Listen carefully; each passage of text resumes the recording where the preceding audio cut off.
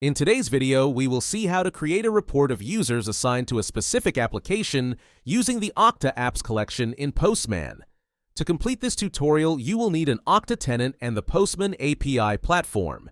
It is recommended to use a test environment when performing these steps. Let's get started.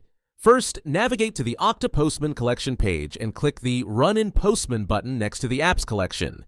This will open Postman and ask which workspace to import the collection to.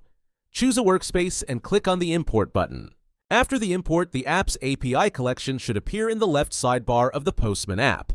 Next, you will need to set up the environment by following the steps mentioned in the article in the description. Use the List Users assignment to App API call.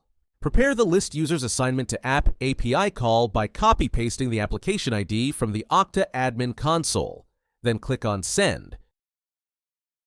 The response received will be a 200 OK with the list of users who are assigned to the application that can then be saved in your chosen format. You can also use a desired third-party tool to convert it into a CSV file. Thank you for watching. If you found this video useful, we encourage you to like and subscribe.